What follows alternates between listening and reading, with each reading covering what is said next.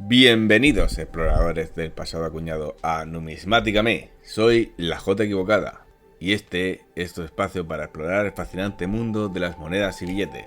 Si te apasiona la numismática, quieres aprender más sobre su historia y valor, o simplemente disfrutar de la belleza de estas pequeñas obras de arte, has llegado al lugar correcto, donde cada moneda y billete cuenta una historia. ¿Listo para un viaje lleno de descubrimiento? Aquí exploraremos juntos la historia detrás de cada pieza, desentrañando sus secretos, rarezas y valores. Prepárate para emocionarte con cada hallazgo en Numismáticame. Hoy, en Numismáticame, viajamos al Brasil de los 80, donde se acuñó nuestra moneda de 10 cruzados, concretamente en el año 1988. Nuestra moneda vivió una época de superinflación sin freno. Nació con grandes esperanzas de frenar esta crisis, pero al final tendrá una vida corta fracasando en su objetivo. En mis manos sujeto esta brillante moneda con un diámetro de 27 milímetros y un peso de 6,06 gramos, y acuñada en acero inoxidable. Mirando de cerca nuestra moneda, apreciamos en su anverso el escudo de armas de Brasil, compuesto por un escudo redondeado que contiene la constelación de la Cruz del Sur y rodeada por 20 estrellas, y reposa sobre una estrella de 5 puntas. Contiene también la imagen de la planta de tabaco a la derecha y el café a la izquierda. En el fondo rayado formando una estrella de 20 puntas. Debajo se lee la leyenda República Federativa do Brasil y 15 de noviembre de 1889. En su reverso pone Brasil, 10 cruzados y en medio 1988. El escudo de Brasil es un símbolo cargado de historia y significado. Creado en 1889, tras la proclamación de la República, su diseño circular, con un fondo azul celeste que representa el cielo, alberga en su centro la constelación de la Cruz del Sur, un icono celestial fundamental para la navegación en el hemisferio sur y un símbolo de guía y esperanza para el pueblo brasileño. Alrededor de la Cruz del Sur encontramos 20 estrellas de plata, que es en el momento de su creación representada a las 20 estados brasileños, y que hoy en día simboliza la unión federal del país. Sobre esta esfera celeste reposa una gran estrella que incorpora los colores nacionales verde y amarillo, reforzando la idea de unidad federativa. El escudo, en su conjunto, descansa sobre dos ramas, a la izquierda el café y a la derecha el tabaco, productos de gran importancia económica para Brasil en el siglo XIX. Estas ramas simbolizan la riqueza natural y la diversidad productiva del país. El fondo rayado de oro que rodea el escudo representa el amanecer de una nueva era para la República y forma una gran estrella de 20 puntas, haciendo eco al número de estados en el momento de su creación. La fecha 15 de noviembre de 1889, inscrita en una cinta, conmemora el día de la proclamación de la República. Fue creado, al igual que la bandera, por el decreto número 34 del 14 de noviembre de 1889. Este decreto, emitido poco después de la proclamación de la República, estableció los nuevos símbolos nacionales de Brasil. En la moneda no aparece, pero el escudo contiene también una espada que representa a la bondad. El término cruzado viene de las monedas utilizadas por el Reino de Portugal por primera vez en 1457. Durante el reinado de Alfonso V. Se llamó así por contener una cruz en el reverso. Esta cruz simboliza la llamada del Papa Calixto III para que se uniesen en la cruzada para recuperar Constantinopla. Esta moneda, por su calidad en el oro que la componía, se convirtió en la principal moneda comercial de Portugal durante 80 años, y el cruzado de oro valía 253 reis blancos. Intentando heredar el prestigio de esta moneda, el gobierno brasileño intentó en vano llamar así a su nueva moneda, cosa que fracasó. El cruzado brasileño, un capítulo en la lucha contra la hiperinflación. La hiperinflación que azotaba a Brasil a mediados de los 80 era un problema de proporciones gigantescas. Los precios se duplicaban en cuestión de semanas y la confianza en la moneda nacional se había erosionado casi por completo. Ante esta crisis, el gobierno brasileño decidió tomar medidas drásticas y en 1986 introdujo una nueva moneda, el cruzado. Antes del cruzado, la moneda oficial de Brasil era el cruzeiro.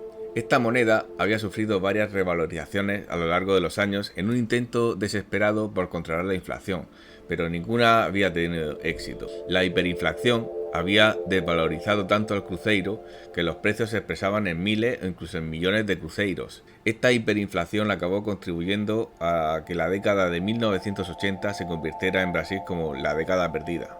El cruzado fue presentado como una especie de reinicio monetario dentro del Plan Cruzado. Se estableció una nueva tasa de cambio y los precios fueron congelados durante un periodo inicial.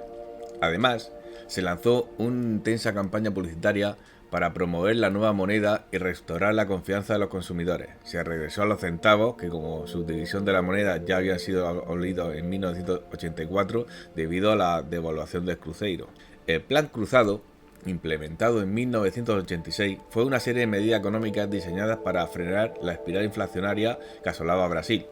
Entre sus principales características se encontraban la sustitución de la moneda cruceiro por el cruzado, una congelación de precios y salarios y la indexación parcial de algunos contratos. El plan tuvo un éxito inicial, como una reducción significativa de la inflación en los primeros meses. Sin embargo, esta disminución fue temporal, ya que la inflación volvió a acelerarse debido a los persistentes desequilibrios económicos y la falta de medidas estructurales más profundas.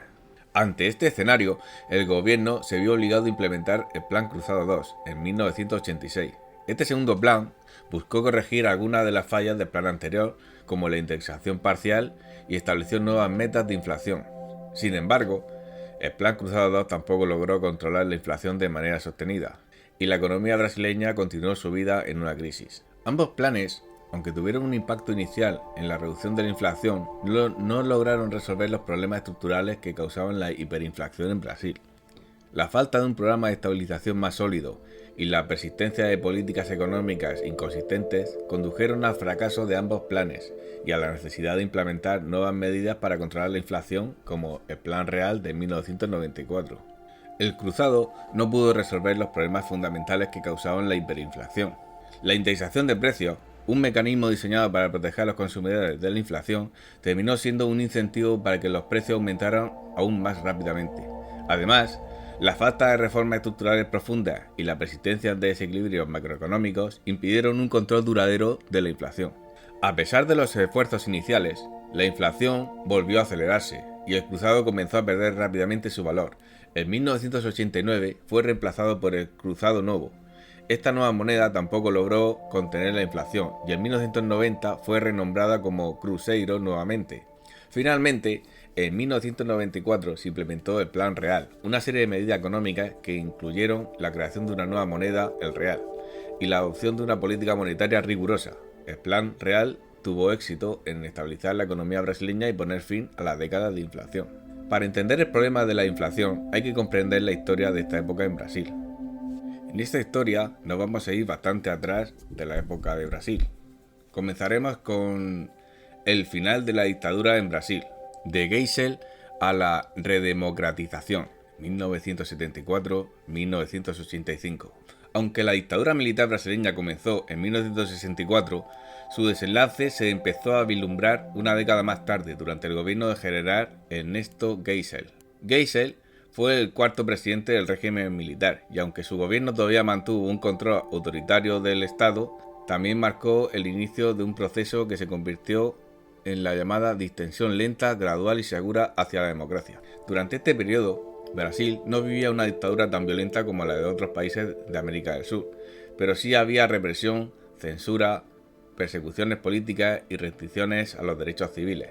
La sociedad civil, los partidos opositores, como el MDB, y la prensa empezaban a presionar para una apertura democrática, especialmente tras la crisis económica mundial de los años 70 que afectó duramente a Brasil. Durante los años 70, Brasil había vivido lo que se llamó el milagro económico brasileño, un periodo de alto crecimiento económico basado en el endeudamiento externo, la industrialización y grandes obras públicas, pero ese crecimiento no fue sostenible. A mediados de la década, el aumento del precio del petróleo, el endeudamiento excesivo y la dependencia del capital extranjero comenzaron a pasar facturas. La economía entró en crisis, el crecimiento se frenó, el desempleo aumentó y la inflación se disparó. Uno de los efectos más notorios fue la devaluación constante del cruzeiro, la moneda brasileña en este momento. El país imprimía dinero para cubrir el déficit fiscal, lo que aceleraba la inflación. Además, el elevado endeudamiento externo hacía que Brasil tuviera que pagar en dólares, pero sus exportaciones no generaban suficientes divisas. Esto llevó a una gran pérdida de confianza en la moneda local y a una fuga de capitales. Tras Geisel, asumió su cargo el general João Figueiredo, el último presidente militar. Durante su gobierno, el proceso de apertura política se intensificó. Se decretó una amnistía en 1979 para presos y exiliados políticos y se permitió una mayor libertad de organización política. Sin embargo, la transición fue compleja y marcada por contradicciones. Mientras se legalizaban más partidos, también ocurrían atentados de grupos ultraderechistas vinculados al aparato militar. Al mismo tiempo, el deterioro económico se profundizaba. A comienzos de los 80, la inflación ya superaba el 100% anual y el país entró en recesión. Los salarios perdían poder adquisitivo mes a mes y millones de brasileños caían en la pobreza. La presión popular crecía. En 1984, el movimiento Directas Ya movilizó a millones de personas en todo el país reclamando elecciones presidenciales directas. Aunque el Congreso no aprobó la enmienda que permitía el voto directo, el clima era irreversible. En 1985, el colegio electoral eligió como presidente al civil Tancredo Neves, candidato de oposición, marcando simbólicamente el fin de la dictadura militar.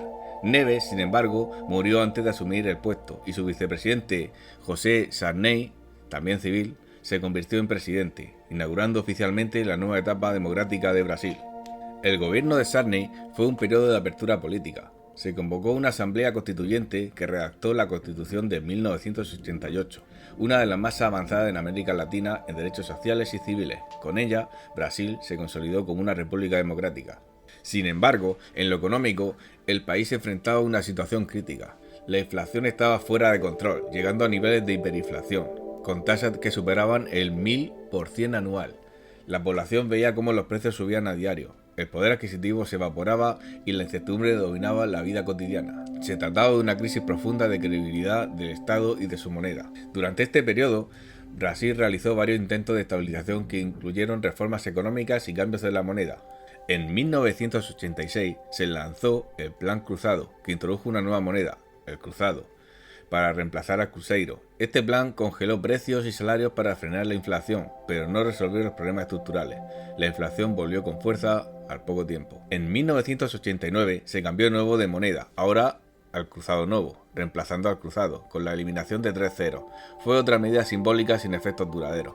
En 1990 llegó el cruzeiro, sí, con el mismo nombre del anterior, a reemplazar al cruzado nuevo, pero tampoco resolvió el problema.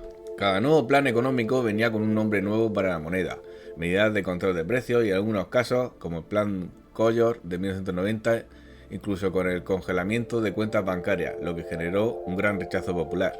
En 1989 se celebraron las primeras elecciones presidenciales directas desde 1960. Ganó Fernando Collor de Mello, un joven político que prometía modernizar Brasil y vencer la hiperinflación.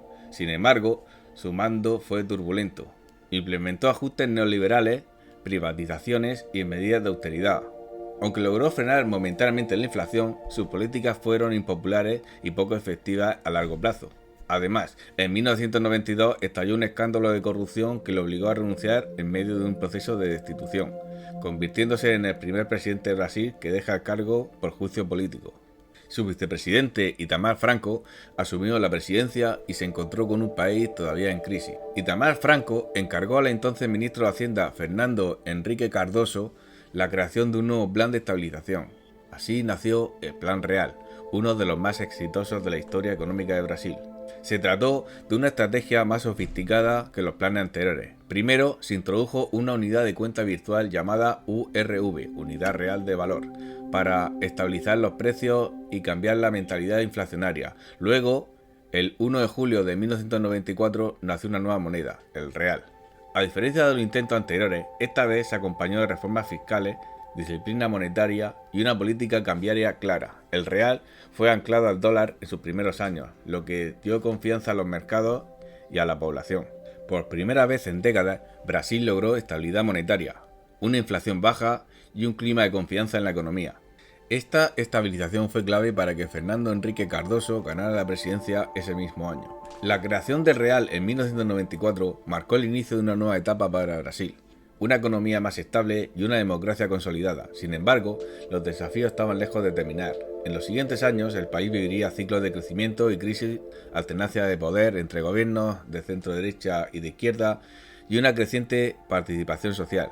La estabilidad monetaria se mantendría, pero Brasil aún tendría que enfrentar temas estructurales como la desigualdad, la corrupción, el desempleo y la dependencia de exportaciones primarias. El real sobreviviría a las crisis internas y externas y se convertiría en el símbolo de una nación que, pese a sus dificultades, seguiría buscando su rumbo en el siglo XXI, cosa que nuestra moneda, el cruzado, no pudo lograr. Ya me despido, amigos numismáticos, y recuerda, darle al like si os ha gustado el contenido y seguidme para continuar conociendo este fascinante mundo. Hasta pronto y un saludo desde Numismáticame.